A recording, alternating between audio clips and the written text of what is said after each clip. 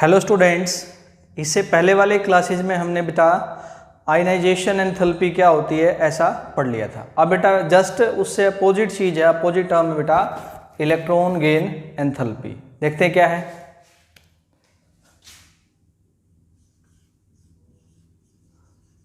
तीन वर्ड है ना बच्चों, इलेक्ट्रॉन, फिर गेन और फिर बेटा एंथैल्पी।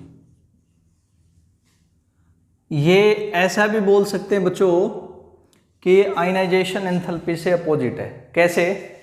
देखिए बेटा, क्या बोला मैंने? इलेक्ट्रॉन मतलब इलेक्ट्रॉन, गेन का मतलब उसको गेन करना, इलेक्ट्रॉन को गेन करना, और फिर एंथैल्पी एनर्जी, फिर एनर्जी का चेंज क्या होगा ऐसा पढ़ना है बेटा। जैसे हमने बेटा आयनाइजेशन एंथैल्पी की तरह यहाँ भी कोई गैसियस एटम लिया, यानी सिंगल एटम, उसने बेटा इलेक्ट्रॉन गेन किया, इलेक्ट्रॉन गेन किया। तो जैसे इलेक्ट्रॉन गेन करेगा इस एटम पे नेगेटिव आयन आ जाएगा, ये एनाइन बन जाएगा, बोलेंगे ना बेटा। और साथ के साथ यहाँ क्या होगी, एक एनर्जी रिलीज होगी। जैसे ही एटम बच्चों इलेक्ट्रॉन को गेन करेगा, एटम पे नेगेटिव चार्ज आ जाएगा, उसका एनाइन बन जाएगा और साथ में एक एनर्जी रिलीज होगी। तो इलेक्ट्रॉन गेन करने के बाद बच्चों जो एनर्जी रिलीज हुई उसी का क्या नाम है? Electron gain enthalpy. यानी डेफिनेशन क्या बनेगी बेटा? ये it is amount of energy released when a gaseous atom gain the electron to form gaseous anion. ये अमाउंट ऑफ एनर्जी रिलीज है जब एक गैसियस एटम इलेक्ट्रॉन को गेन करके गैसियस एनाइन बनाता है। तो जैसा कि मैंने कहा बच्चों कि ये आयनाइजेशन एंथैल्पी से अपोजिट है ना। अपोजिट कैसे अपोजिट है? वहाँ एटम में से इलेक्ट्रॉन बाहर निकलता है, बाहर निकालने के लिए, रिमूव करने के लिए इलेक्ट्रॉन को एनर्जी देनी पड़ती है। यहाँ बेटा एटम इलेक्ट्रॉन गेन करता है, अपोजिट हो गया। तो यहाँ एनर्जी रिलीज नहीं होती, एनर्जी प्रोवाइड नहीं करनी पड़ती, एनर्जी देनी नहीं पड़ती, एनर्जी रिलीज होती है। क्योंकि बच्चों एनर्जी रिलीज हो रही है इसलिए इलेक्ट्रॉन गेन एंथैल्पी की वैल्यू हमेशा क्या लेंगे बच्चों? नेगेटिव लेंगे। क्या लेंगे? एटम में से एनर्जी बाहर है ना, मान लो हमारे बॉडी में से एनर्जी बाहर आएगी तो एनर्जी डिक्रीज होगी। ऐसे बेटा एटम की एनर्जी डिक्रीज होती है, इसलिए इसकी वैल्यू इसके आगे नेगेटिव साइन लगाते हैं। ठीक, जो एटम बेटा जितनी जल्दी इलेक्ट्रॉन गेन करेगा वहाँ से उतनी ज़्यादा एनर्जी रिलीज होगी, मतलब उसकी इलेक्ट्रॉन गेन एंथैल्पी उतनी ज़्यादा होगी, या बोल दे बेटा आप उतनी ज़्यादा नेगेटिव होगी। लिखते हैं सारी बातों को। पहले बेटा डेफिनेशन क्या है ये? It is amount of energy release when, कब बेटा? When a gaseous atom, isolated atom भी लिखा हो तो घबराना नहीं, क्योंकि एटम गैस के स्टेट में होगा तभी ना आइसोलेटेड होगा, अकेला होगा वो। When a gaseous atom gains the electron to form, क्या बनाने के लिए? गैसियस एनाइन बनाने के लिए। ठीक, और बच्चों अगली बात क्या लिखनी है? क्या होता है इसमें? इट इज बिकॉज एनर्जी क्या होती है? रिलीज होती है। एनर्जी इज रिलीज, इसलिए बच्चों सो electron gain enthalpy, energy release होती है इसलिए बेटा इलेक्ट्रॉन गेन एंथैल्पी क्या ली जाती है? Is taken as negative. और अगली बात बच्चों जो मैंने बताई, इफ एन एटम, अगर एक atom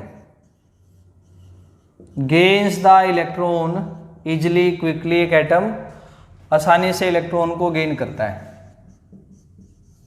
then it's electron gain enthalpy, तब उसकी जो इलेक्ट्रॉन गेन एंथैल्पी है क्या होगी बच्चों? वो हाई होगी, या बेटा बोल देंगे आप क्या होगी? मोर नेगेटिव होगी। ठीक, इसी तरह बेटा पुराने टाइम में इलेक्ट्रॉन गेन एंथैल्पी की जगह एक वर्ड प्रयोग किया जाता था, एक टर्म प्रयोग की जाती थी, इलेक्ट्रॉन एफिनिटी। वो वैलिड है? इन दोनों को, इलेक्ट्रॉन गेन एंथैल्पी को और इलेक्ट्रॉन एफिनिटी को आपस में कैसे रिलेट कर सकते हैं, थोड़ा एक बार इसको भी रिलेशन बेटा ये लिख दिया मैंने, electron gain enthalpy,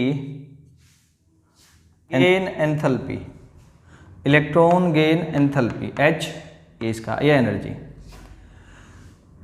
equal two electron affinity -5/2 of R।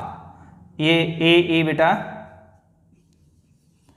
Electron affinity है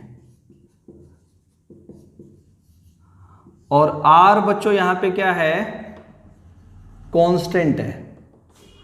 R क्या बेटा यहां पे कांस्टेंट है। तो थोड़ा सा एक बार फॉर्मूले को ध्यान से देखेंगे बेटा। Electron gain enthalpy equal to negative sign of electron affinity -5/2 minus का 5/2 और ये कांस्टेंट है बेटा, यानी बहुत छोटी वैल्यू होगी, इनको छोड़ सकते हैं। तो इसलिए हम क्या बोल सकते हैं बेटा, इनको छोड़ देंगे तो electron gain enthalpy is equal to क्या लिख सकते हैं, नेगेटिव ऑफ इलेक्ट्रॉन एफिनिटी। यानी कि बेटा सीधी सी बात करें तो पुराने पहले टाइम में जो इलेक्ट्रॉन एफिनिटी यूज किया जाता था उसके आगे नेगेटिव साइन लगा देंगे तो वो इलेक्ट्रॉन गेन एंथैल्पी के बराबर हो जाएगा। मतलब बच्चों अगर इलेक्ट्रॉन एफिनिटी की वैल्यू निकालनी हो, हाँ ये बता रहा हूँ मैं, तो मान लो बेटा इलेक्ट्रॉन एफिनिटी की वैल्यू 10 है तो उसके आगे -10 लगा दो, मतलब 10 के आगे बेटा माइनस लगा दो तो क्या हो गया, -10 हो गया। वो वैल्यू जो 10 थी माइनस लगाने पर, नेगेटिव साइन लगाने पर वो इलेक्ट्रॉन गेन एंथैल्पी के बराबर आ जाएगी। समझ आया क्या बोला मैंने? इलेक्ट्रॉन एफिनिटी 10 है बेटा तो उसके आगे नेगेटिव साइन लगा दो, -10 हो गया। -10 किसके इक्वल हो जाएगा, इलेक्ट्रॉन गेन एंथैल्पी के। ठीक, तो इसको लिख भी सकते हैं अलग से बिना सिंबल के बेटा कि minus of electron affinity, negative sign of electron affinity equal to, ऐसा बोल सकते हैं बेटा, इलेक्ट्रॉन गेन एंथैल्पी। ये यहां तक का बच्चों आपका काम पूरा। अब बेटा इसी में आगे बढ़ते हैं और ये पढ़ते हैं कि जो इलेक्ट्रॉन गेन एंथैल्पी है, लाइक आयनाइजेशन एंथैल्पी, लाइक मतलब वो नहीं बेटा, उसकी तरह कौन कौन से फैक्टर्स पे डिपेंड करेगी, मतलब कौन से फैक्टर की वजह से इंक्रीज होगा या डिक्रीज होगा। काफी फैक्टर्स बेटा कॉमन है, स्टार्ट करते हैं। तो बेटा लिखते हैं इसको,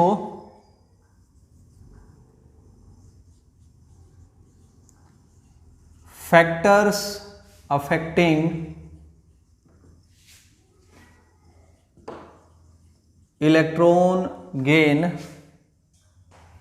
एंथैल्पी। बड़े सिंपल फैक्टर्स हैं बच्चों, आप देखते ही बता भी देंगे बेटा और समझ भी जाएंगे। देखें अभी लिखता हूं मैं,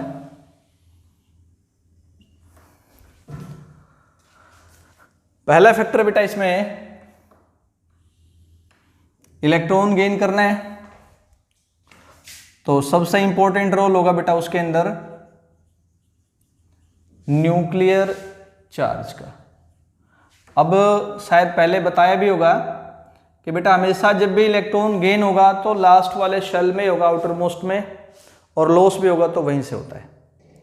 न्यूक्लियर चार्ज बेटा लास्ट वाले शेल के अंदर जो इलेक्ट्रॉन है उसके ऊपर न्यूक्लियस का लगने वाला फोर्स ऑफ अट्रैक्शन है। मैं 2 एटम बनाता हूं उसको समझाने के लिए। ये मान लिया बेटा एक छोटा सा एटम है, यहाँ इलेक्ट्रॉन गेन हो रहा है, न्यूक्लियस इसको खींच रहा है। एक एटम थोड़ा बड़ा ले लिया इससे, ये ले लिया जी थोड़ा सा बड़ा एटम, इलेक्ट्रॉन यहां भी गेन हो रहा है, न्यूक्लियस इसको खींच रहा है। तो बहुत बार पढ़ लिया हमने, छोटा एटम होगा तो न्यूक्लियर चार्ज ज्यादा लगेगा, मतलब इलेक्ट्रॉन पे अट्रैक्शन ज्यादा लगेगा क्योंकि पास में ये बड़ा एटम है, लास्ट में आने वाला इलेक्ट्रॉन दूर है, अट्रैक्शन कम होगा, न्यूक्लियर चार्ज कम होगा। तो बेटा इसमें अट्रैक्शन ज़्यादा है तो फटाफट ऐड हो जाएगा इलेक्ट्रॉन। कोई चीज़ आ रही है, मैं उसको मजबूती के साथ पकड़ लूँगा तो पकड़ में आ जाएगी मेरे, और मेरे पकड़ में रहेगी। तो यहाँ बेटा वही अट्रैक्शन ज़्यादा लगा रहे हैं इसलिए तुरंत गेन हो जाएगा, एनर्जी ज़्यादा रिलीज होगी, या electron gain enthalpy more negative होगी। बड़ा एटम है बेटा, न्यूक्लियर चार्ज कम है, अट्रैक्शन कम है, पकड़ कम है, इसलिए ये यहाँ पे इसके हिसाब से पकड़ कम होने की वजह से जल्दी ऐड नहीं होगा, फ्रीली ऐड होगा। जल्दी ऐड नहीं होगा तो एनर्जी कम रिलीज होगी, इलेक्ट्रॉन गेन एंथैल्पी कम होगी। ठीक, बात समझ आई? तो एक लाइन में क्या बोलेंगे बेटा कि अगर न्यूक्लियर चार्ज ज़्यादा है तो इलेक्ट्रॉन गेन एंथैल्पी भी ज़्यादा होगी या बेटा मोर नेगेटिव होगी, क्योंकि वो आने वाले इलेक्ट्रॉन को जल्दी क्या करता है, न्यूक्लियर चार्ज अट्रैक्ट करता है, होल्ड करता है, अपनी तरफ खींच लेता है, इसलिए वो जल्दी आकर के बेटा क्या होता है, इलेक्ट्रॉन गेन हो जाता है। तो इसको बेटा एक्सप्लेन कर लेते हैं, लिखते हैं।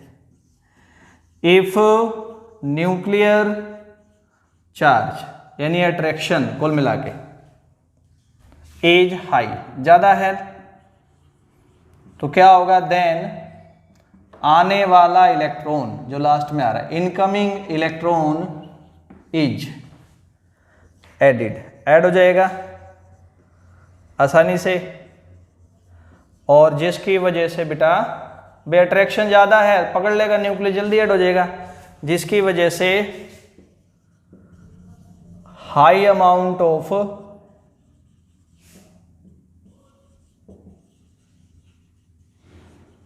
एनर्जी इज, क्या होगा, high amount of energy release होगा, या बोल दो बेटा और इलेक्ट्रॉन गेन एंथैल्पी इज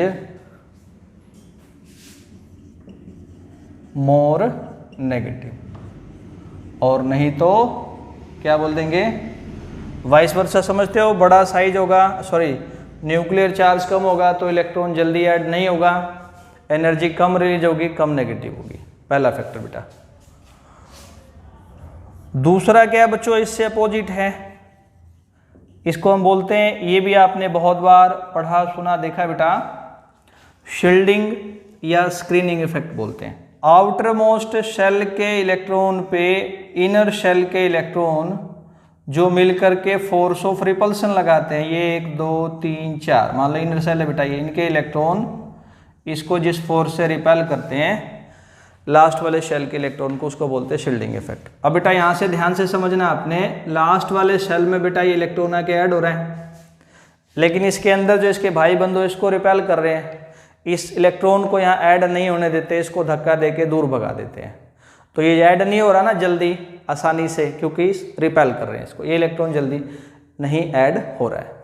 तो अगर बेटा इलेक्ट्रॉन जल्दी ऐड नहीं हो रहा है तो एनर्जी कम रिलीज होगी, या बोलो लेस नेगेटिव हो जाएगी। भाई कोई चीज़ ऐड होने आ रही है बेटा, उसको हम धक्का दे रहे हैं, वो ऐड नहीं हो रही ना आसानी से, उसको टाइम लग रहा है ना, मजबूती के साथ ऐड नहीं हो रहा है, इसलिए एनर्जी वहाँ कम रिलीज होगी, कम नेगेटिव होगी। तो क्या बोल देंगे बेटा यहाँ से कि इलेक्ट्रॉन गेन एंथैल्पी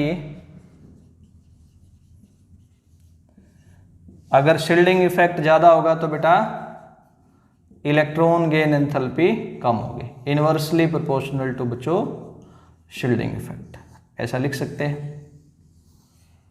तो इसको एक्सप्लेन कर लेते हैं। If shielding effect is high, अगर बेटा शील्डिंग इफेक्ट क्या है, हाई है,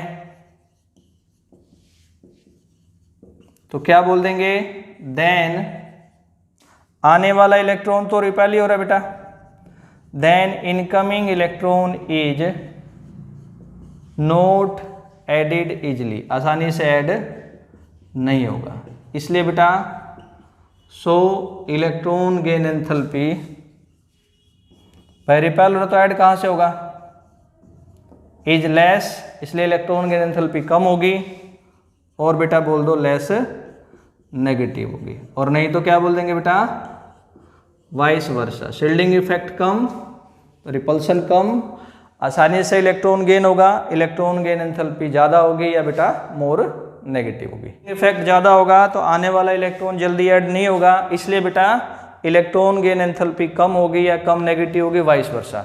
शील्डिंग इफेक्ट कम होगा, रिपल्सन नहीं लगेगा, आने वाला इलेक्ट्रॉन जल्दी ऐड हो जाएगा, इजिली ऐड हो जाएगा, electron gain enthalpy more negative या हाई होगी बेटा, ऐसा बोल सकते हैं।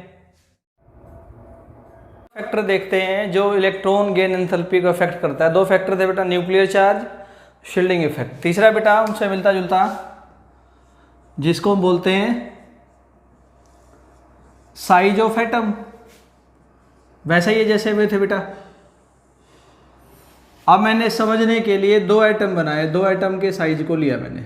ये पहला हो गया बच्चों, ये हो गया जी। ये इलेक्ट्रॉन गेन कर रहा है बेटा।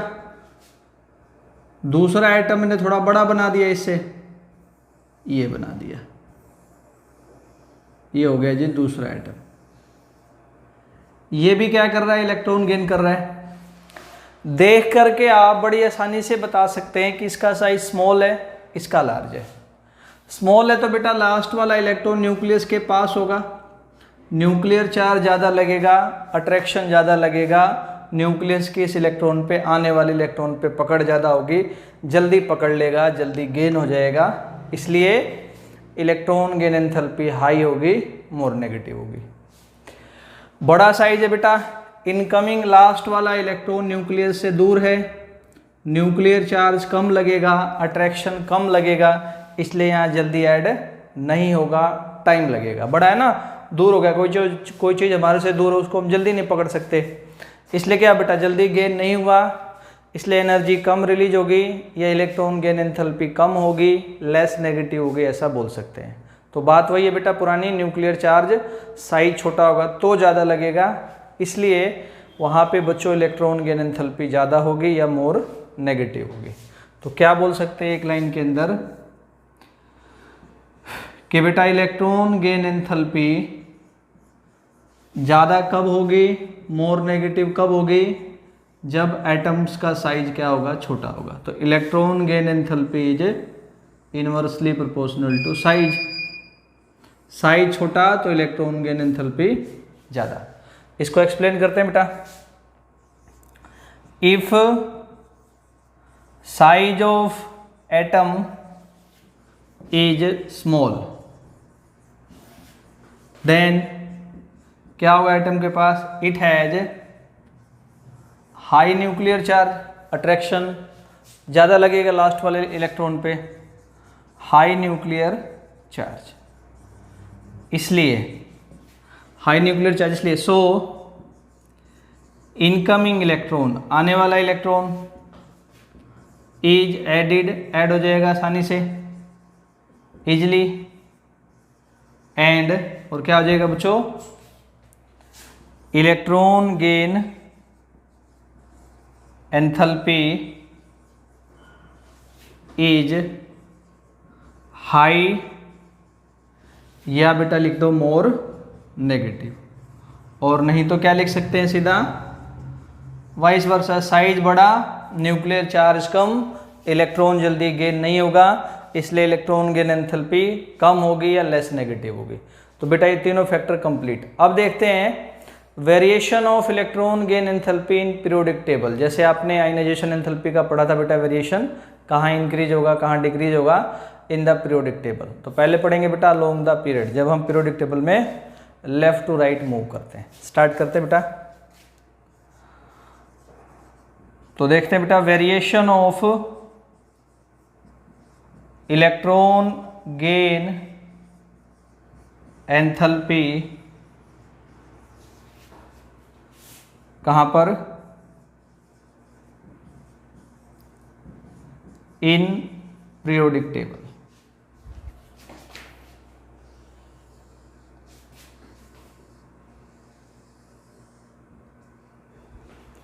सबसे पहले देखेंगे बच्चों इसको, मैंने बताया अलोंग द पीरियड, यानी जब हम पीरियोडिक टेबल में लेफ्ट टू राइट चलते हैं। काफ़ी सारी बातें आपको पता है इसके अंदर, बस उनको बेटा यहाँ पे इकट्ठा करके लिखना है।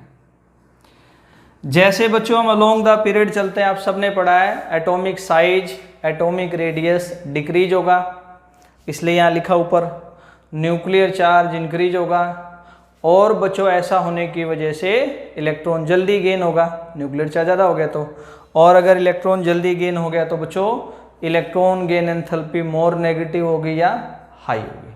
तो तीनों बातों को लिख लेते हैं। तो क्या बोलेंगे बेटा, electron gain enthalpy increases becomes more negative along the period। किस वजह से? Due to decrease in size या रेडियस, साइज का डिक्रीज होने की वजह से। ठीक है बेटा, अब इसको थोड़ा सा एक दो क्वेश्चंस कॉन्सेप्ट की वजह से इस बात को और लेकर, कॉन्सेप्ट लेकर के इस बात को और पक्का करते हैं। ग्रुप 1 होगा, फिर बेटा ग्रुप 2 होगा, ऐसे आप चलते जाएंगे, चलते चलते लास्ट में बेटा क्या आ जाएगा आपका ग्रुप, मान लो आ गया 17 और फिर 18 आ गया। तो सबसे कम इलेक्ट्रॉन गेन एंथैल्पी ग्रुप 1 के लिए होनी चाहिए थी, बड़ा साइज है, और सबसे ज़्यादा होना चाहिए बेटा ग्रुप 18 के लिए। तो ये तो ठीक है भाई, इसके लिए क्या है, सबसे कम या कम नेगेटिव इलेक्ट्रॉन गेन एंथैल्पी है। लेकिन ग्रुप 18 के लिए हाईएस्ट होना चाहिए ऐसा नहीं है, अलग है थोड़ा सा। क्या अलग है बच्चों, एक क्वेश्चन लिख करके उसके थ्रू बताता हूं। मान लो बेटा क्वेश्चन है, why electron gain enthalpy of group 18 elements is positive. अभी तक आप बच्चों यही पढ़ रहे हैं ना कि इलेक्ट्रॉन गेन एंथैल्पी की वैल्यू नेगेटिव है, कम नेगेटिव है, ज़्यादा नेगेटिव है। लेकिन हाईली नेगेटिव होने की वजह, हाईली नेगेटिव होना चाहिए या हाईएस्ट होना चाहिए, वो तो है नहीं, हो क्या गया पॉजिटिव। क्यों ऐसा, वो बात अलग हो गई ना, नेगेटिव या हाई होना चाहिए वो तो है ही नहीं बच्चों, पॉजिटिव आ गया। तो ऐसा क्यों है बेटा, एक बार समझते हैं। आप सब जानते हो कि नोबल गैस बेटा फुली फिल्ड होते हैं, जैसे लिखा नियोन 1s2 2s2 2p6, जैसे लिख दिया बेटा आर्गन 1s2 2s2 2p6 12 और 6 18। तो किसी भी नोबल गैस में बच्चों आप देखेंगे फुली फिल्ड कॉन्फ़िगरेशन होने की वजह से इनको इलेक्ट्रॉन की नीड नहीं है। हम जबरदस्ती बेटा इलेक्ट्रॉन ऐड करते हैं, वो हाई एनर्जी वाले ऑर्बिटल में ऐड होगा। इससे अगला ये भी बेटा हाई एनर्जी वाले ऑर्बिटल में ऐड होगा। तो क्योंकि इलेक्ट्रॉन हाई एनर्जी वाले ऑर्बिटल में ऐड होगा तो इलेक्ट्रॉन की एनर्जी भी हाई होनी चाहिए। तो ऐसा हाई एनर्जी वाले ऑर्बिटल में हम अपनी मर्जी से इलेक्ट्रॉन को ऐड कर रहे हैं। ऐड करने के लिए, हाई एनर्जी बरकरार रखने के लिए हम उस इलेक्ट्रॉन को अपनी तरफ से एनर्जी देते हैं।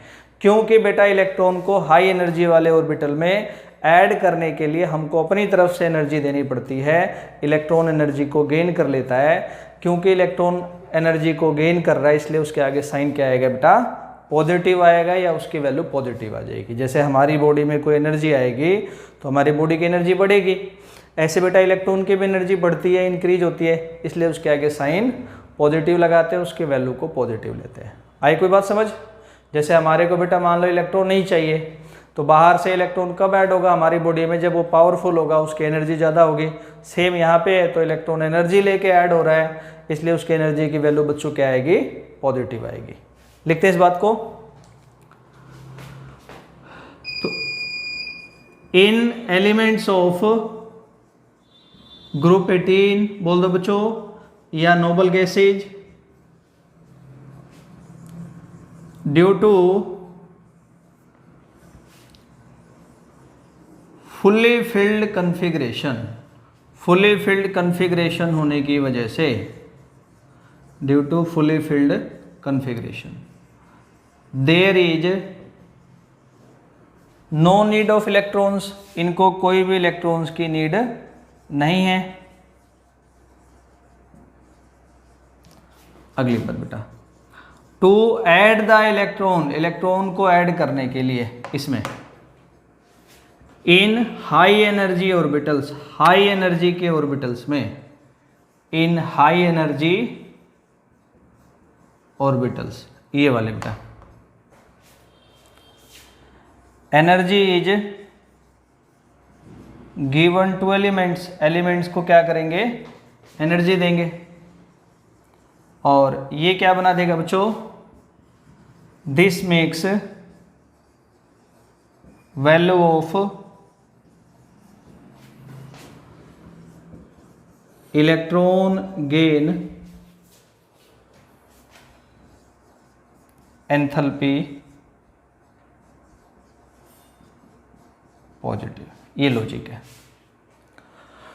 फिर बेटा 18 तो कट गया, तो जस्ट उससे पहले कौन सा है, ग्रुप 17। तो बेटा अगर हम ग्रुप 1 से लेफ्ट से राइट चलते चलते 17 पे आएंगे, इसको तो काटा मार दिया हमने। तो इसके इस हिसाब से बेटा ग्रुप 17 के लिए electron gain enthalpy most negative होगी या सबसे ज़्यादा होगी। ठीक है, समझ रहे हो ना। हेलोजेंस के लिए आप दो लॉजिक इसके बता सकते हैं। एक तो बेटा ग्रुप 17 का साइज स्मॉल है, left to right size decrease होता है, तो स्मॉलेस्ट है ना, ऐसा चलेंगे तो वो इलेक्ट्रॉन जल्दी गेन करेंगे, न्यूक्लियर चार्ज ज़्यादा होगा। दूसरा बच्चों, अगर आप किसी भी हेलोजन का कन्फिग्रेशन लिखते हैं, मान लिया बेटा फ्लोरीन है 9, 1s2 2s2 2p5, P fully filled हो जाए, सिंपल सी बात है, मैं और लंबी चौड़ी बात नहीं बता रहा, तो कितने इलेक्ट्रॉन चाहिए इसको, बस एक ही चाहिए, तो एक इलेक्ट्रॉन फटाफट गेन करेगा। जिसको ऐसे समझ नहीं आता बेटा ऐसे लिख लो 9 अदर 2 7, 8 करने के लिए कितना चाहिए, एक। क्लोरीन है बच्चों 17 है, तो 1s2 2s2 2p6 3s2 3p5, यहाँ भी वही है बेटा, 6 करने के लिए एक चाहिए। ऐसे समझ नहीं आता ऐसे लिख लो 2 8 7, 8 करने के लिए एक चाहिए। तो एक तो नोबस का जो नोबल गैसेज नहीं सॉरी हेलोजेंस का साइज स्मॉलेस्ट है, और एक बेटा इनको अपना कन्फिग्रेशन फुली फिल्ड करने के लिए सिर्फ एक इलेक्ट्रॉन की नीड है, एक इलेक्ट्रॉन की ज़रूरत है। तो क्या वेट किस लिए करेंगे, उस एक इलेक्ट्रॉन को फटाफट ये गेन कर लेंगे। तो एक इलेक्ट्रॉन को फटाफट जल्दी ये गेन करते हैं, इसलिए भी इनकी इलेक्ट्रॉन गेन एंथैल्पी हाई होती है या बच्चों मोस्ट नेगेटिव होती है। दो बातें, साइज स्मॉल और एक इलेक्ट्रॉन की नीड होने की वजह से, सिर्फ एक की ही नीड होने की वजह से उसको जल्दी गेन कर लेते हैं, जो इनके इलेक्ट्रॉन गेन एंथैल्पी को हाई बना देता है, मोस्ट नेगेटिव बना देता है। लिखते हैं इस बात को। तो हेलोजेंस बेटा, या बोल दो group 17 have the highest electron gain enthalpy, highest बोल दो या मोस्ट नेगेटिव बोल दो। किस वजह से, दो कारण हैं, due to the smallest size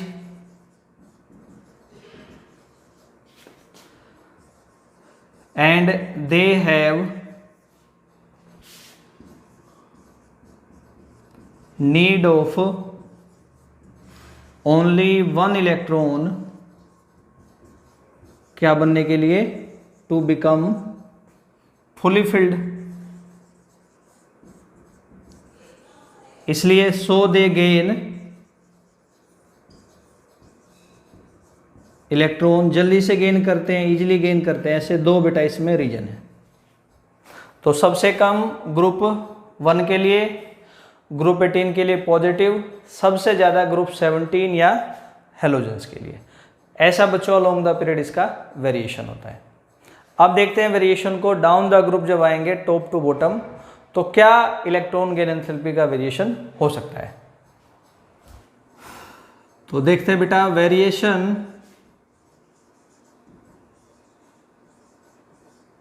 down the group, top to bottom अगर ग्रुप में चलते हैं तो क्या वेरिएशन होगा, टॉप टू बॉटम।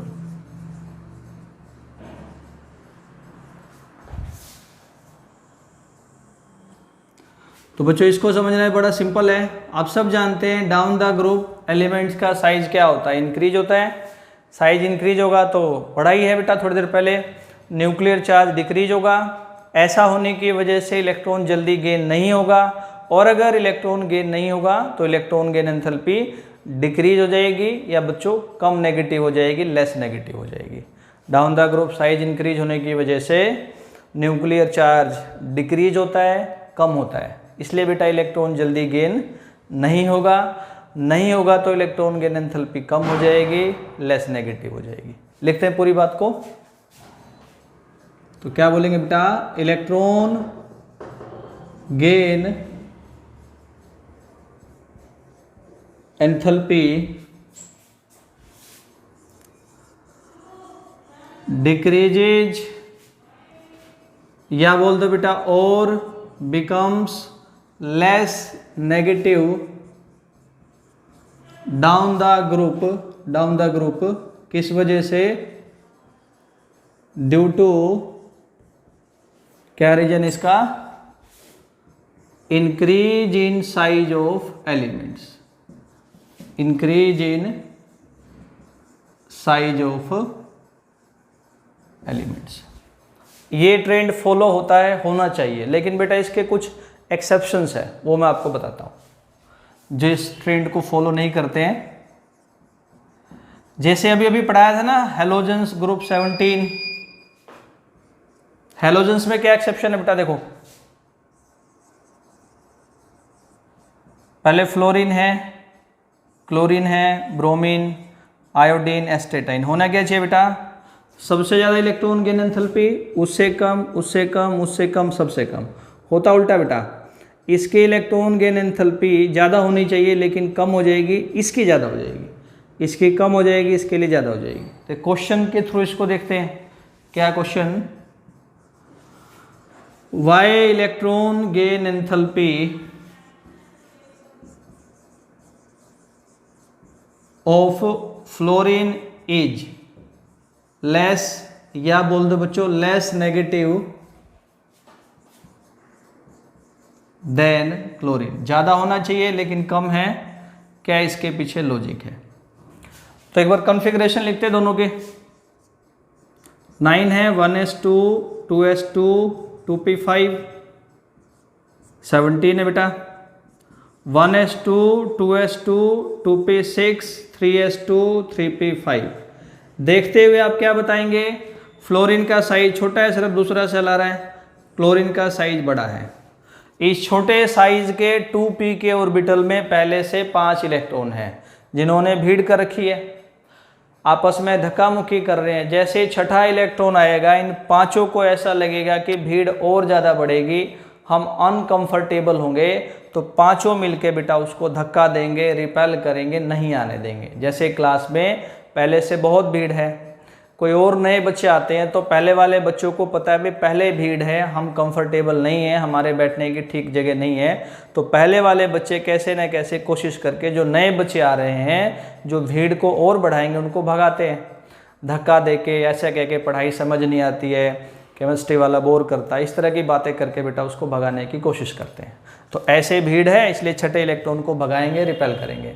लेकिन आपने ठान रखा है ऐसा कि हम छठे इलेक्ट्रॉन को ऐड करेंगे ही, तो क्या करते हैं? छठे इलेक्ट्रॉन को ऐड करने के लिए उसको पावरफुल बना देते हैं, शक्तिमान बना देते हैं, उसको ज़्यादा एनर्जी दे देंगे, उसको एनर्जी देंगे कि ले भाई तो पावरफुल हो गया, जा ज़बरदस्ती ऐड हो जा। तो बेटा जो छठा इलेक्ट्रॉन है 2p के अंदर वो एनर्जी को लेकर के ऐड हो रहा है, यानी इलेक्ट्रॉन को गेन करने के लिए वहाँ एनर्जी पॉजिटिव लगी, गेन हो गया, फिर एनर्जी रिलीज हुई बेटा, उसकी वैल्यू आ गई नेगेटिव। तो इलेक्ट्रॉन को गेन होने में बेटा एनर्जी देनी पड़ी, पॉजिटिव भी लगी एनर्जी, रिलीज हुई नेगेटिव भी, तो नेट वैल्यू क्या आएगी बेटा? पहले पॉजिटिव फिर नेगेटिव मिलाएंगे तो अपने आप वैल्यू क्या आ जाएगी? लेस नेगेटिव या कम नेगेटिव आ जाएगी। ये लॉजिक होता है, यहाँ एनर्जी देनी पड़ती है इस वजह से। बड़ा साइज है, मौज है, आराम से इलेक्ट्रॉन आएगा, ऐड हो जाएगा, कोई फर्क नहीं पड़ना, सिर्फ एनर्जी रिलीज होगी, बाहर निकलेगी, इसलिए इसकी वैल्यू नेगेटिव आएगी, इसलिए ये मोर नेगेटिव होगी, यहाँ कोई पॉजिटिव एनर्जी आ ही नहीं रही। ठीक है, ऐसा इसमें चलता है। लिखते हैं इस बात को। तो fluorine atom has small size, bracket में लिखना बेटा, स्मॉल साइज मतलब 2p। So there is electronic repulsion, electronic repulsion लगता है आने वाले इलेक्ट्रॉन पे, रिपल्सन फॉर किसके लिए बच्चों? इनकमिंग इलेक्ट्रॉन, आने वाले इलेक्ट्रॉन के लिए। इसको ऐड करना है तो रिपेल हो रहा ना, टू ऐड दिस इलेक्ट्रॉन, इस इलेक्ट्रॉन को ऐड करने के लिए एनर्जी देनी पड़ती है, energy is given to fluorine, fluorine को एनर्जी देंगे। ऐसा होने की वजह से due to this electron gain enthalpy electron gain enthalpy कैसे हो जाएगी, बिकम्स लेस नेगेटिव, या सिंबल वाइज बेटा क्या हो जाएगी, लेस हो जाएगी। लेकिन क्लोरीन में तो मौज है, उसमें तो ऐसा नहीं है। क्या लिख देंगे बेटा, बट Cl एटम हैज, क्या बड़ा साइज है, लार्ज साइज। क्या लिख देंगे भाई, 3p को शो कर रहा है बड़ा साइज, इसलिए सो इनकमिंग इलेक्ट्रॉन, आने वाला इलेक्ट्रॉन आसानी से ऐड होगा, इज एडिड इजली, कोई रिपल्सन नहीं, नॉर्मली ऐड हो जाएगा। इसलिए इसकी इलेक्ट्रॉन गेन एंथैल्पी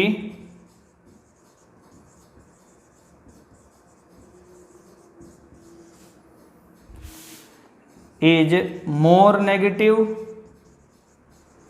या क्या होगी बेटा, हाई। ऐसा एक एक्सेप्शन इसमें आता है। अब बेटा उस डाउन द ग्रुप के एक्सेप्शन का एक दूसरा एग्जांपल और आपको बताता हूं। मैंने ग्रुप 16 लिया, ऑक्सीजन फैमिली। ये एलिमेंट है बेटा इसके, oxygen, sulphur, selenium, tellurium, polonium. तो बेटा अकॉर्डिंग टू द ट्रेंड सबसे ज़्यादा इलेक्ट्रॉन गेन एंथैल्पी ऑक्सीजन के लिए होगी, उससे कम बेटा सल्फर के लिए, उससे कम सेलेनियम के लिए, उससे कम टेलुरियम के लिए, और बेटा सबसे कम किसके लिए, पोलोनियम के लिए। लेकिन एक्सेप्शन है बेटा, ऑक्सीजन के लिए इलेक्ट्रॉन गेन एंथैल्पी कम होती है या लेस नेगेटिव होती है, और सल्फर के लिए बेटा ज़्यादा होती है या मोर नेगेटिव होती है। ट्रेंड से अलग है ना, तो इसको क्वेश्चन के रूप में पढ़ते हैं कि ऐसा क्यों है। क्वेश्चन लिखते हैं बच्चों, why electron gain enthalpy of oxygen is less negative बोल दो बेटा, या लेस बोल दो, होना चाहिए ज़्यादा देन सल्फर। तो एक बार बेटा मैं दोनों के कॉन्फ़िगरेशन लिख के अपनी बात पे आता हूँ। 8 इलेक्ट्रॉन्स हैं, 1s2 2s2 2p4, यहाँ बेटा 16 है, 1s2 2s2 2p6 3s2 3p4। तो सेम बच्चों फ्लोरीन और क्लोरीन वाला रीजन लिखना आपने, बस ध्यान देना थोड़ा सा। यहाँ पे बेटा 2p है लास्ट में ऑर्बिटल, और यहाँ क्या है बेटा 3p। 2p का साइज छोटा है, यहाँ पहले से 4 इलेक्ट्रॉन है, उनमें रिपल्सन है। 5वां इलेक्ट्रॉन जब आएगा तो और भीड़ करेगा, तो बेटा चारों मिलके उसको रिपेल करते हैं, नहीं आने देते हैं, लाइक फ्लोरीन। हम एनर्जी ज़्यादा दे करके, पावरफुल बना करके उस इलेक्ट्रॉन को यहाँ ऐड करते हैं, फिर एनर्जी रिलीज होती है, इसलिए नेट वैल्यू बेटा लेस नेगेटिव आ जाएगी, पॉजिटिव वैल्यू भी देनी पड़ी। 3p ऑर्बिटल का साइज बड़ा है, इसलिए इलेक्ट्रॉन जल्दी ऐड हो जाएगा, इसलिए एनर्जी ज़्यादा रिलीज होगी, यहाँ वैल्यू मोर नेगेटिव होगी। लिख लोगे बेटा, सेम वही रीजन लिखना है, बस फ्लोरीन की जगह ऑक्सीजन कर देना है, और बेटा क्लोरीन की जगह सल्फर कर देना है। तो ऐसा बेटा आपका इलेक्ट्रॉन गेन एंथैल्पी वाला टॉपिक कंप्लीट। अब बेटा अगले टॉपिक में आते हैं, इलेक्ट्रोनेगेटिविटी। नया टॉपिक है, ये देखो क्या है।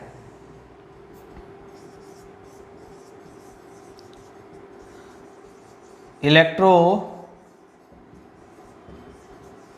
नेगेटिविटी।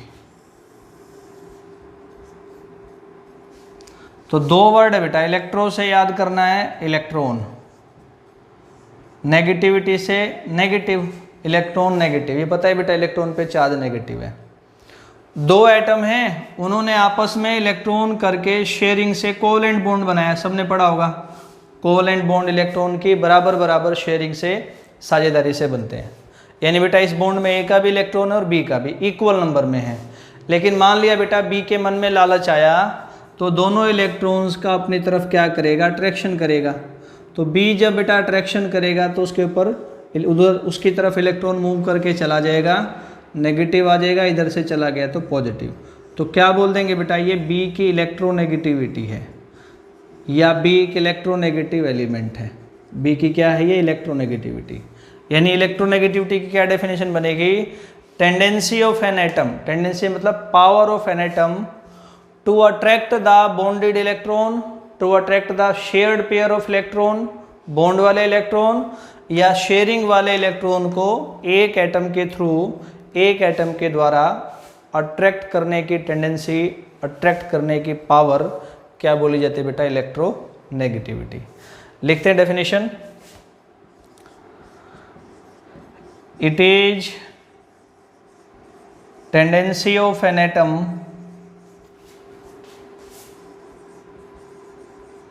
क्या बेटा? To attract the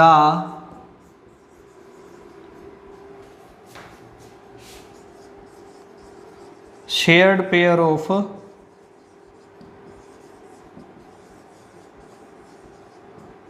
electrons. इसको डिनोट करते हैं बेटा, इट इज डिनोटेड बाई, ऐसा एक्स बड़ा लिख देते हैं, सिंबल इसको काई बोलते हैं बेटा, इससे डिनोट करते हैं। कई बच्चों को लग रहा होगा सर ये तो इलेक्ट्रॉन गेन एंथैल्पी की तरह है, यहाँ भी इलेक्ट्रॉन जाता है तो नेगेटिव चार्ज है। दोनों में डिफरेंस क्या बेटा? एक बार थोड़ा समझना, इसको जरूर नोट करना है। इलेक्ट्रॉन गेन एंथैल्पी क्या बेटा? कोई गैसियस एटम है, सिंगल एटम है, आइसोलेटेड एटम है, वो इलेक्ट्रॉन को गेन कर रहा है तो वहां से एनर्जी रिलीज हो रही है नेगेटिव आयन बनने के बाद। यहाँ क्या बेटा? एटम अकेला नहीं है, एटम बॉन्ड बना के जुड़ा हुआ है, वहां अकेला था, यहाँ जुड़ा हुआ है। वहां बेटा एटम इलेक्ट्रॉन को गेन करता था, यहाँ गेन नहीं कर रहा, अट्रैक्ट कर रहा है। दूसरा, वहां एनर्जी रिलीज होती थी, यहाँ एनर्जी का कोई चेंज नहीं है। तो इस बात को थोड़ा लिख लेते हैं बेटा एक लाइन में। तो क्या बोल सकते हैं बच्चों? Basic difference between the electron gain enthalpy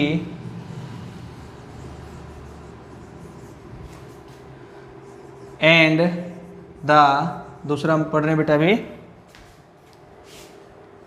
electronegativity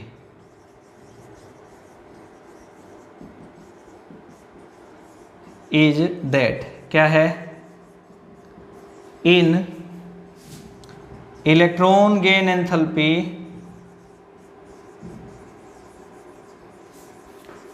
atom क्या है? Atom is isolated. दूसरी बात, एटम क्या करता है? Atom gains the electron, energy release होती है। तीन बातें हैं ना, energy is release. But in electronegativity, लेकिन इलेक्ट्रोनेगेटिविटी के अंदर एटम कैसा है? एटम इज इन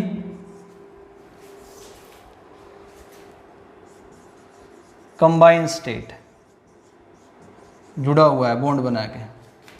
सिर्फ क्या बेटा यहाँ पे अट्रैक्शन है, गेन नहीं है, अट्रैक्शन ऑफ इलेक्ट्रॉन है, कोई एनर्जी का चेंज नहीं है, नो एनर्जी चेंज। तो देखने में एक जैसा लग सकता है, लेकिन ये बेसिक डिफरेंस है इनके बीच में। बाद बच्चों इलेक्ट्रोनेगेटिविटी में आगे एक पोलिंग नाम के साइंटिस्ट हुए, उन्होंने एक पोलिंग स्केल दिया और उस स्केल पे उन्होंने अलग अलग एटम्स की बच्चों अलग अलग इलेक्ट्रोनेगेटिविटी की वैल्यू बताई। तो पोलिंग स्केल में एटम्स के इलेक्ट्रोनेगेटिविटीज की वैल्यूज को एक बार देखते हैं, पढ़ते हैं। तो पोलिंग स्केल क्या देता है बेटा? It gives value of electronegativity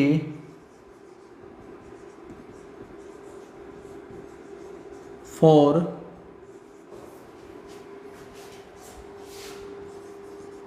अलग अलग एटम्स के लिए, डिफरेंट एटम्स। तो क्या क्या वैल्यूज देते हैं बेटा? एक बार मैं वैल्यू से समझाता हूँ। पहले ग्रुप 1 है बेटा, हाइड्रोजन है, फिर लिथियम ऐसा, फिर sodium, potassium, rubidium, caesium, francium छोड़ देता हूँ, रेडियो एक्टिव है। फिर बेटा ऐसे ग्रुप 2 में बेरिलियम आगे बढ़ेंगे, 13 बोरोन, फिर 14 कार्बन, 15 नाइट्रोजन, फिर ऑक्सीजन, फ्लोरीन, फिर बेटा इधर नोबल गैस आ जाएंगे, helium, neon, argon, krypton, xenon, radon. ठीक है, नोबल गैस होगा बेटा अलग से ही। ये हेलोजेंस के एटम हो गए।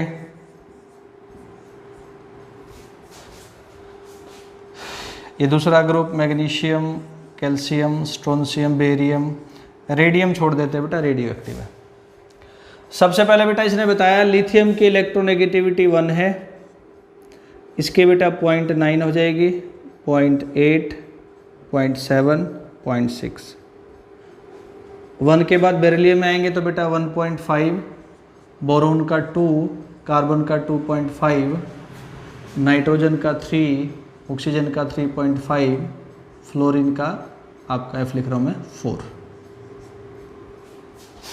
इसका 1.5 है तो बेटा इसका 1.4, 1.3, 1.2, 1.1।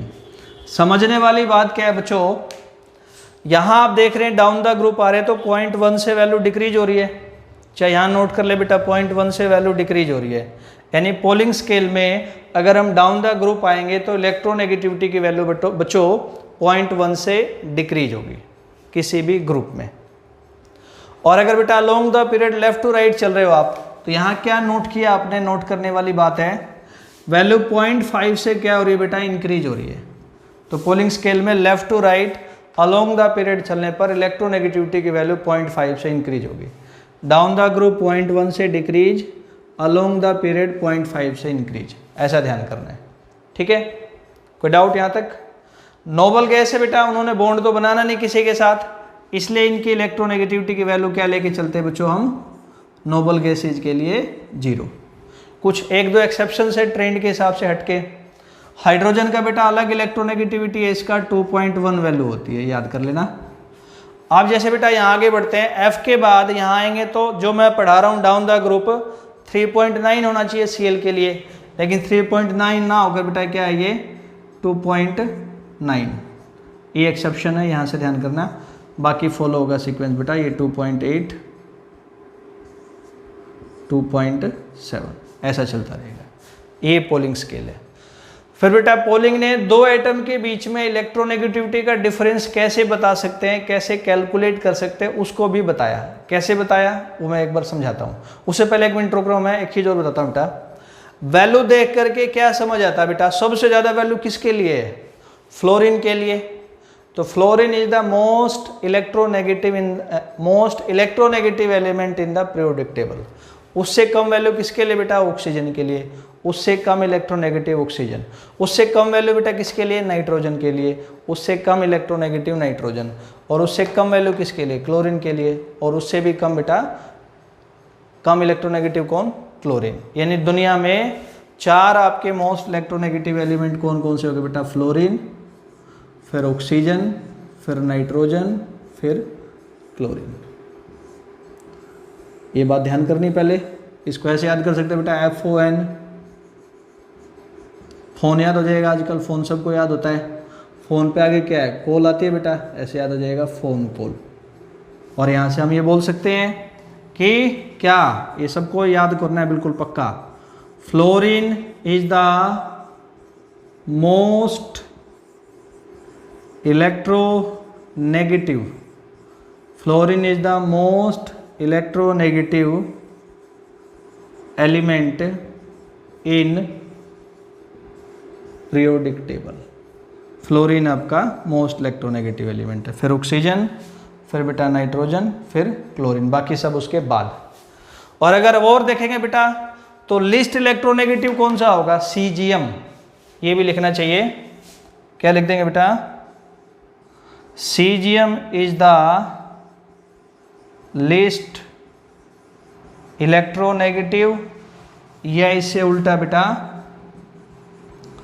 और the most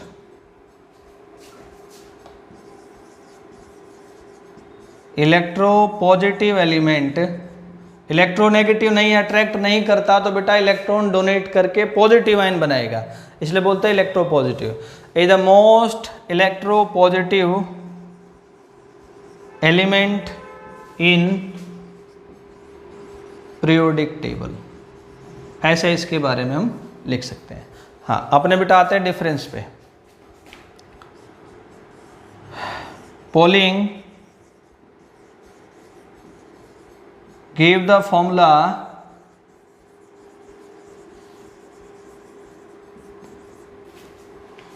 to find electronegativity difference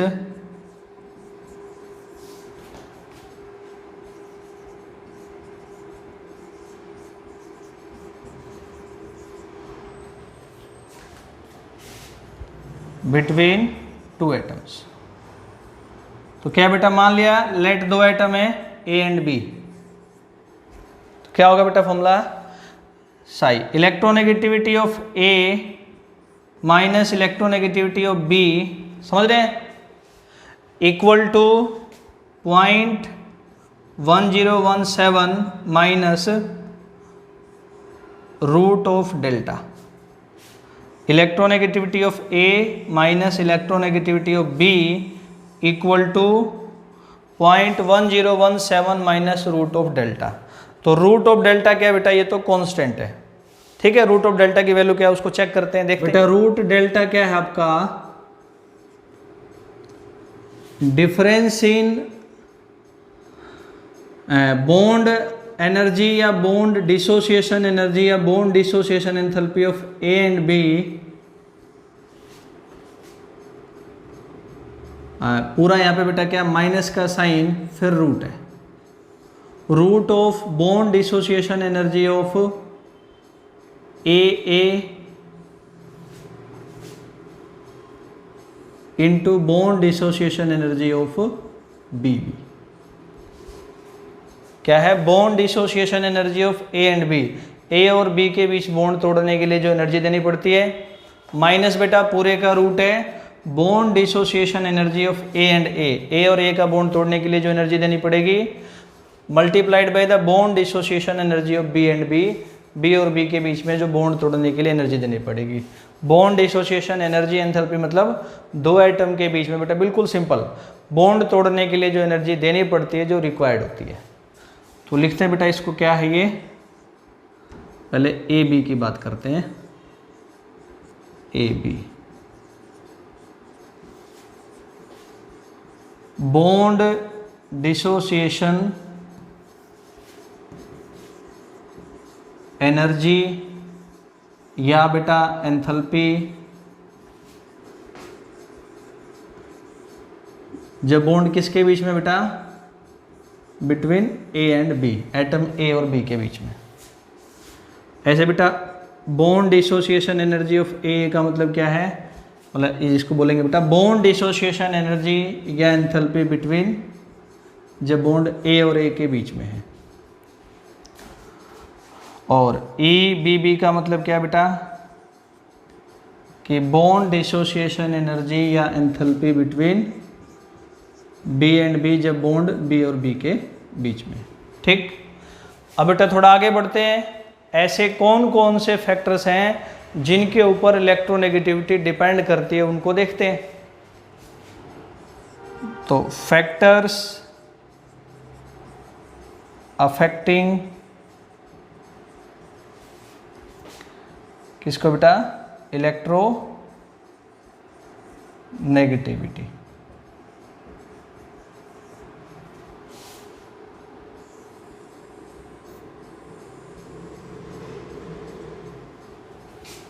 सबसे सिंपल फैक्टर हो सकता है बेटा साइज ऑफ एटम।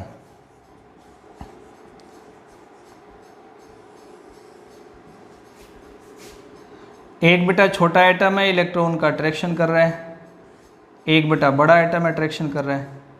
छोटे में फोर्स एक जगह से इकट्ठे लगती है, यूनियन स्ट्रेंथ, गट्ठड़ बांध दिया कहानी लकड़ी वाली। बड़ा है फोर्स बढ़ जाएगी, अट्रैक्शन कम लगेगी। तो अट्रैक्शन ज़्यादा तो छोटे वाले में इलेक्ट्रोनेगेटिविटी ज़्यादा, बड़े वाले में बेटा अट्रैक्शन कम तो इलेक्ट्रोनेगेटिविटी कम। तो क्या बोल सकते हैं बेटा, यहाँ से सीधी सी बात है, बिल्कुल कोई टेक्निकल बात नहीं करी हमने, कि electronegativity is inversely proportional to atom का साइज। इसको लिख देते हैं एक लाइन में, if size of atom small then क्या करेगा, वो अप्लाई करेगा, it applies high force of attraction, high force of attraction लगाएगा।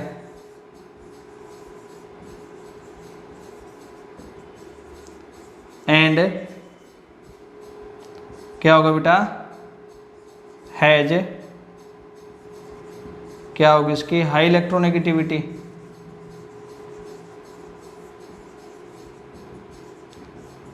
और नहीं तो उल्टा, बड़ा साइज, अट्रैक्शन कम, इलेक्ट्रोनेगेटिविटी भी बेटा कम। दूसरा फैक्टर है बेटा ऑक्सीडेशन स्टेट। कोई भी एटम जब दूसरे एटम से कंबाइन स्टेट में होता है, जुड़ा होता है, बॉन्ड बनाए हुए होता है, तो जो उस पर ऑक्सीडेशन नंबर भी बोलते हैं, उस पर जो चार्ज होगा बेटा उसको बोलते हैं ऑक्सीडेशन स्टेट या नंबर। जब एक एटम दूसरे एटम के साथ कंबाइन स्टेट में होता है बेटा, बॉन्ड बना के रहता है, तो जो उस पर चार्ज है उसको बोलते हैं ऑक्सीडेशन नंबर। चार्ज बेटा पॉजिटिव हो सकता है, नेगेटिव, जीरो, कुछ भी हो सकता है। इसका क्या रोल है, मान लिया बेटा किसी एटम पे प्लस का एक चार्ज है, वो इलेक्ट्रोनेगेटिविटी से इलेक्ट्रॉन का अट्रैक्शन कर रहा है। उसी एटम पे बेटा प्लस का 2 चार्ज है, वो भी इलेक्ट्रोनेगेटिविटी से इलेक्ट्रॉन का अट्रैक्शन कर रहा है। तो आप देख के सिंपली बता सकते हैं सर, जिस पे पॉजिटिव चार्ज ज़्यादा होगा वो ज़्यादा इलेक्ट्रॉन का अट्रैक्शन करेगा। यानी कि क्या बच्चों, जिस एटम का ऑक्सीडेशन नंबर ज़्यादा होगा उसकी इलेक्ट्रोनेगेटिविटी भी क्या होगी, ज़्यादा। समझ गया ना, जिस पे चार्ज ज़्यादा बेटा वो इलेक्ट्रॉन का अट्रैक्शन ज़्यादा करेगा। ठीक है, तो सीधे सीधे क्या बोलेंगे यहाँ से बेटा हम, कि जो इलेक्ट्रोनेगेटिविटी है एटम की, जो किसी भी एटम की बेटा क्या है, इलेक्ट्रोनेगेटिविटी है, डायरेक्टली प्रोपोर्शनल है उसके ऑक्सीडेशन नंबर की। दूसरी चीज़ हम ये यहाँ से लिख सकते हैं। इसलिए साइज छोटा होगा तो इलेक्ट्रोनेगेटिविटी ज़्यादा, मैं डायरेक्ट पढ़ा रहा हूँ। दूसरा बेटा ऑक्सीडेशन नंबर ज़्यादा तो भी इलेक्ट्रोनेगेटिविटी ज़्यादा। तीसरा और लास्ट फैक्टर बेटा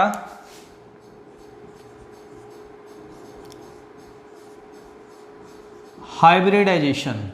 हाइब्रिडाइजेशन मतलब क्या होता है, हाइब्रिड सीड पढ़ा होगा बेटा, 2 सीड्स को मिलाना, जैसे भारत का सीड है और अमेरिका का सीड, नया सीड बनाना।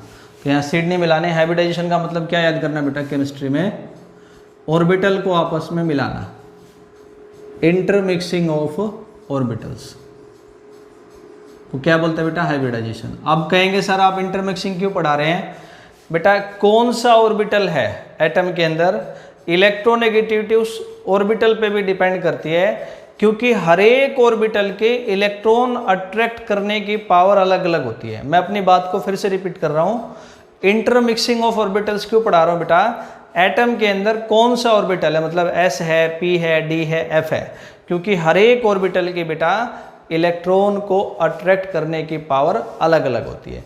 सबसे ज़्यादा पावर होती है बेटा एस के अंदर, फिर पी में, फिर डी में, फिर एफ में। तो आपने यहाँ से याद भी करना है ऑर्बिटल की मिक्सिंग से कि इलेक्ट्रोनेगेटिविटी सबसे ज़्यादा इस मिक्सिंग में अलग अलग ऑर्बिटल को देखते हैं तो किस में ज़्यादा होती है बेटा, जिसके अंदर क्या होता है, एस ऑर्बिटल होता है। ठीक है, इलेक्ट्रोनेगेटिविटी एस के लिए सबसे ज़्यादा। डायरेक्टली की जगह आप इसके लिए हाईएस्ट भी लिख सकते हैं। तो बेटा कैसे चेक करेंगे, मान लिया मैंने मिक्सिंग लिखी, हाइब्रिडाइजेशन लिखी बेटा, पहले sp3, फिर लिखिए बच्चों sp2, फिर लिखिए sp। आपसे कोई बोले बेटा इस मिक्सिंग में s कितना है, तो आप बोलेंगे बेटा s है सर जी 25% और p है सर 75%। यहाँ बोल देंगे सर s कितना है 33.5% और p कितना बेटा 66.5%। यहाँ बोल देंगे कि सर s कितना है 50% और p भी कितना है सर 50% बोल देंगे। इन तीनों एग्जाम्पल्स में बेटा s सबसे ज़्यादा किस में है, 50% इसमें ना, sp में। तो यानी जहाँ पे परसेंटेज बेटा s की ज़्यादा वहाँ इलेक्ट्रोनेगेटिविटी ज़्यादा। तो अगर हाइब्रिडाइजेशन वाइज देखेंगे, मिक्सिंग वाइज देखेंगे तो इलेक्ट्रोनेगेटिविटी sp के लिए सबसे ज़्यादा, sp2 के लिए उससे कम, और बेटा सबसे कम किसके लिए, sp के लिए। सबसे कम किसके लिए आ जाएगा आपका sp नहीं, sp3 के लिए। तो ऐसे इनकी इलेक्ट्रोनेगेटिविटी का ऑर्डर चलता है बेटा मिक्सिंग में। तो ऐसे ऐसे चलते चलते इनकी इलेक्ट्रोनेगेटिविटी क्या होती जाएगी, कम होती जाएगी, डिक्रीज होती जाएगी। ठीक, तो ये बेटा 3 फैक्टर हो गए। अब देखते हैं बेटा कि इस इलेक्ट्रोनेगेटिविटी के एप्लीकेशंस क्या क्या हैं, यूजेज क्या क्या हैं इसके।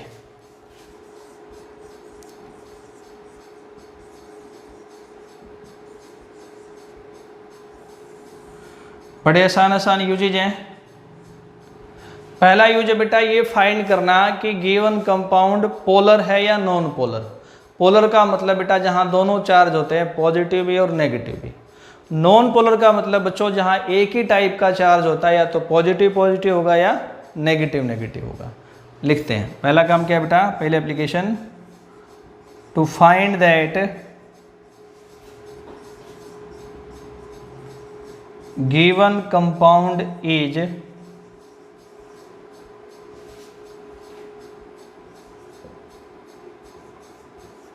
पोलर या फिर कैसा बेटा वो नॉन पोलर। पोलर का मतलब बेटा जहां पे दोनों चार्जेज हों, पॉजिटिव भी और नेगेटिव भी। नॉन पोलर का मतलब जहां एक टाइप का चार्ज हो, या तो पॉजिटिव पॉजिटिव हो या नेगेटिव नेगेटिव। बड़ा सिंपल तरीका है, जो दो एटम जुड़े हुए हैं आपस में, अगर उनके बीच इलेक्ट्रोनेगेटिविटी का डिफरेंस 0 है तो वो आपका बेटा कंपाउंड नॉन पोलर होगा। और अगर उनके बीच में इलेक्ट्रोनेगेटिविटी का डिफरेंस 0 नहीं है, कोई भी वैल्यू है, तो कंपाउंड क्या होगा बेटा, पोलर होगा। क्या बोला मैंने, किसी कंपाउंड को बनाने वाले दोनों एटम को, जितने एटम उनको चेक करना, अगर उनकी इलेक्ट्रोनेगेटिविटी का डिफरेंस 0 है तो वो नॉन पोलर है, डिफरेंस 0 नहीं है तो बेटा वो पोलर है। दोनों लाइनों को लिखते हैं एक बार, दोनों बातों को। If difference between electronegativity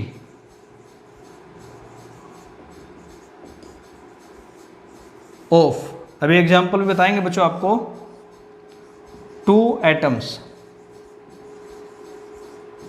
is 0,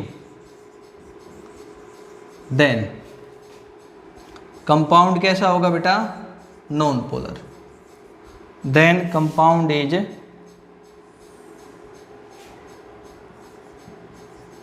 non polar.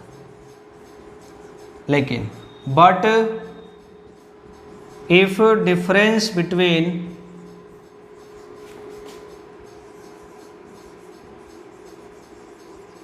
electronegativity of 2 atoms is not 0, 0 नहीं है,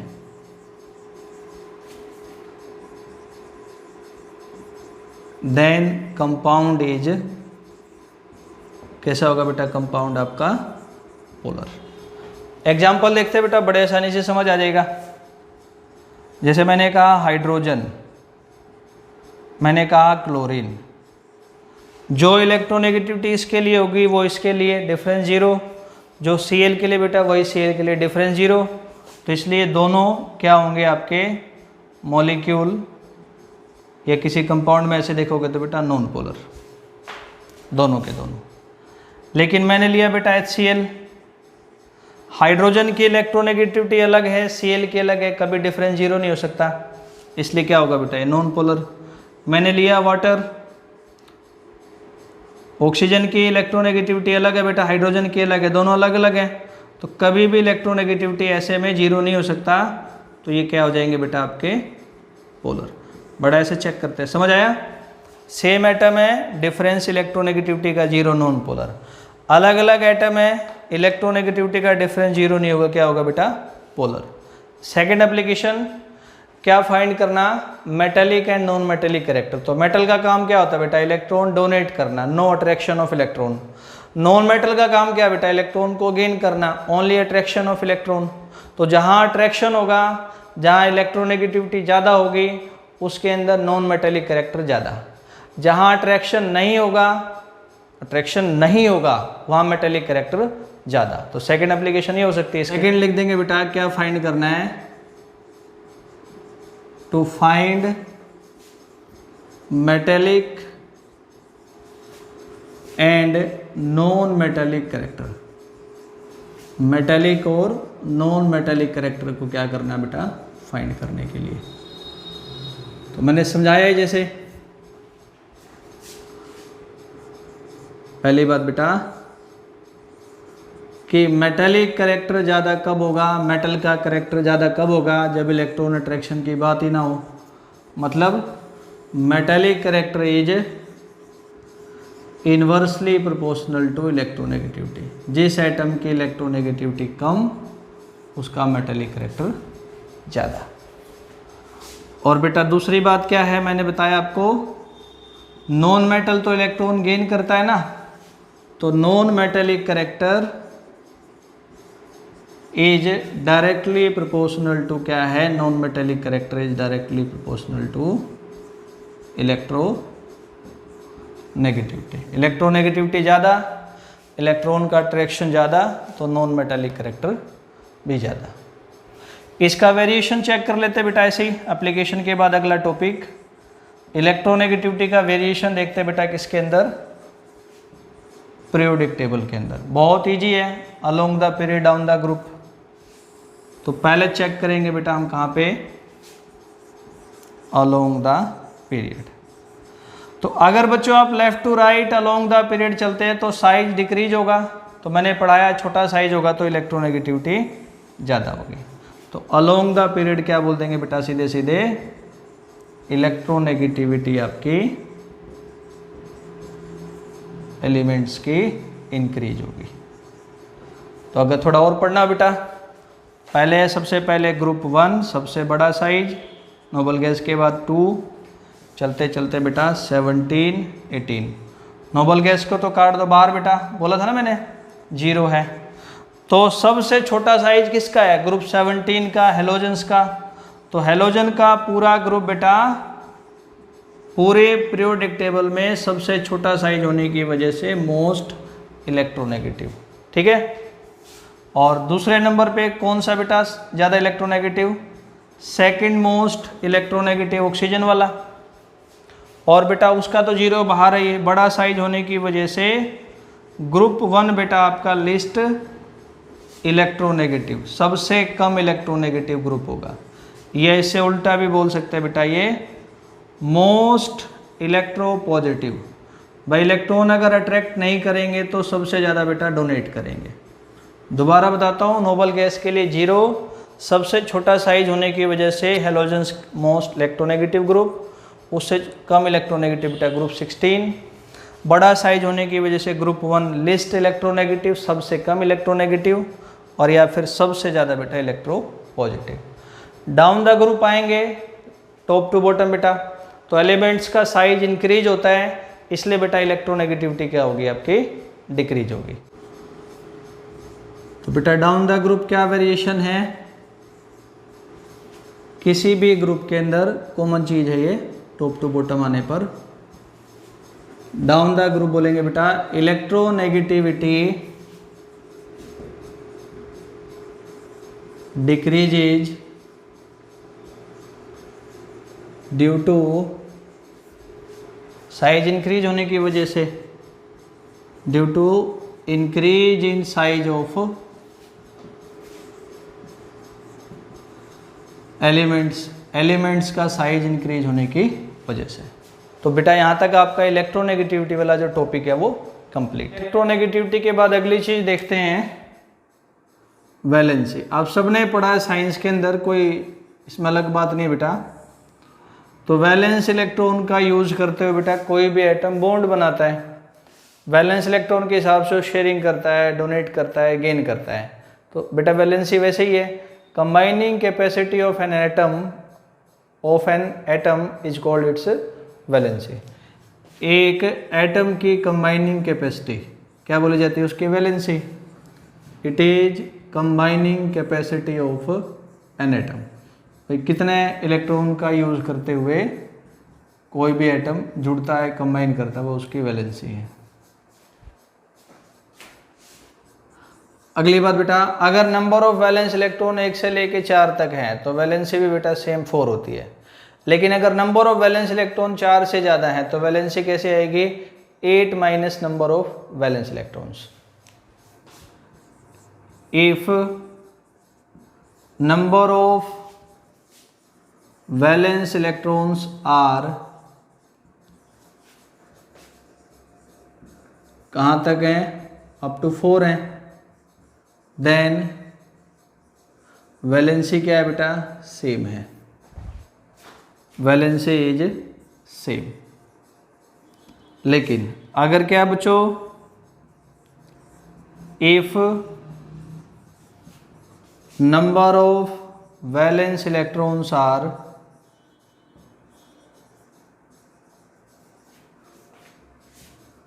क्या है बच्चों? 4 से ज़्यादा है, मोर देन 4, तब क्या बोलेंगे?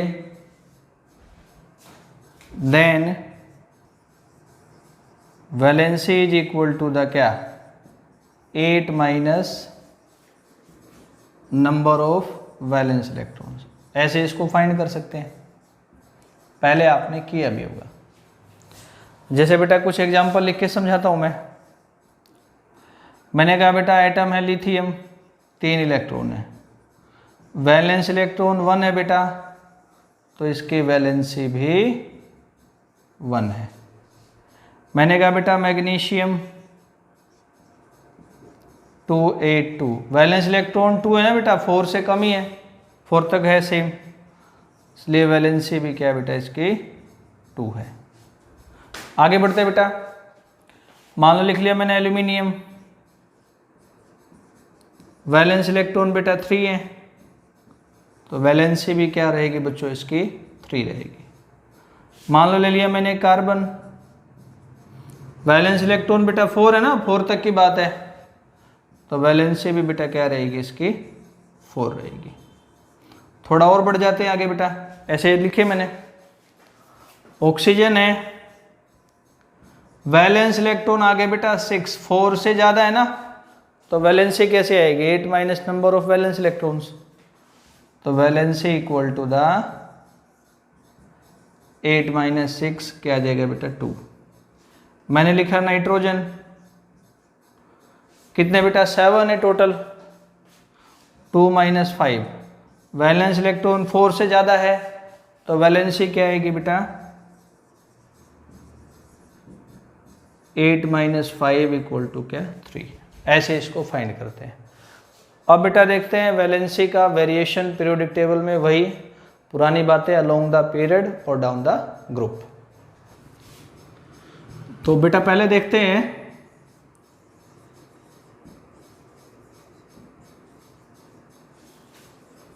Variation along the period.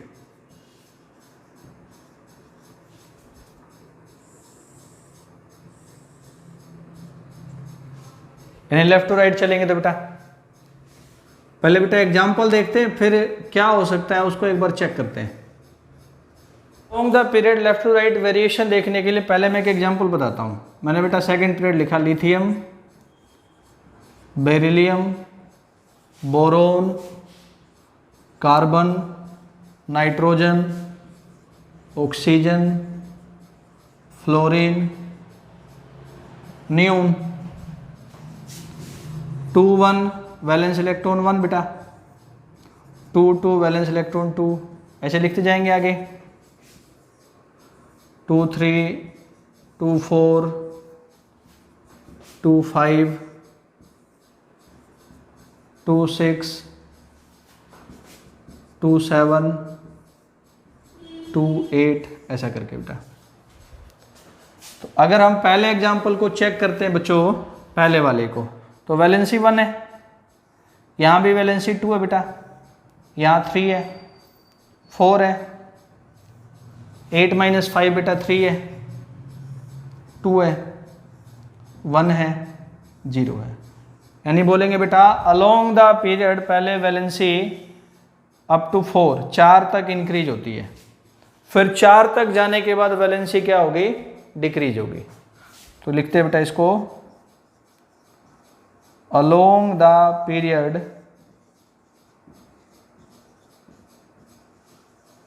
Valency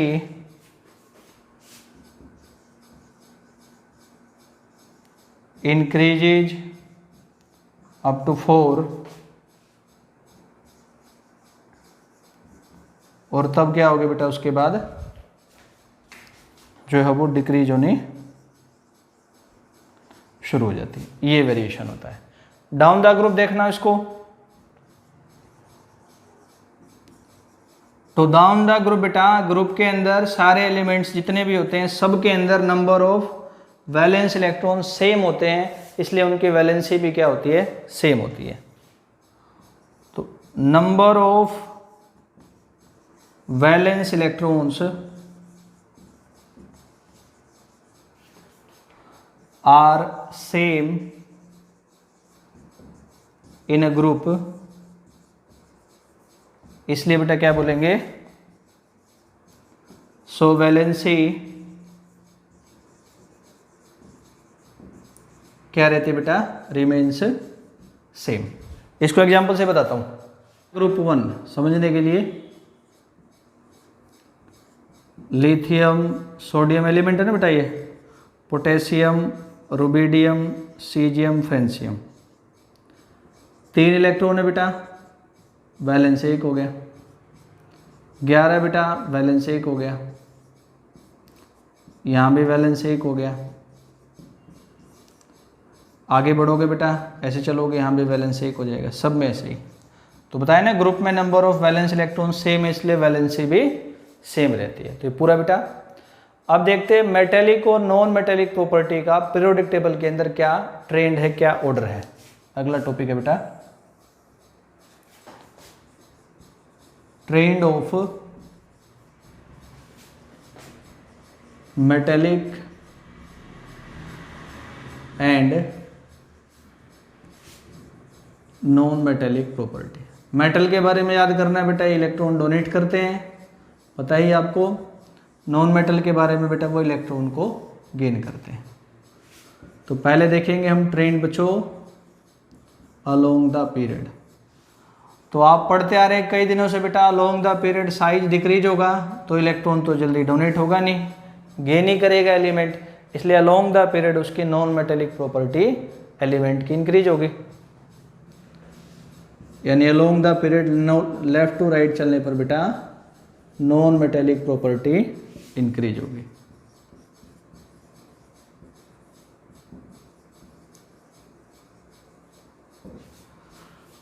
non metal के ऑक्साइड का नेचर एसिडिक होता है और मेटल के ऑक्साइड का नेचर बेसिक होता है। जैसे बेटा ग्रुप 15 है ना, राइट में ऑक्साइड लिया, वाटर में डाला, क्या बनाएगा, कार्बोनिक एसिड। इसका नेचर एसिडिक है, तो इसलिए बोल सकते हैं एक बात और कि ऑक्साइड्स का एसिडिक नेचर क्या होगा, अलोंग द पीरियड इंक्रीज होगा। ये भी लिख सकते हैं एसिडिक नेचर ऑफ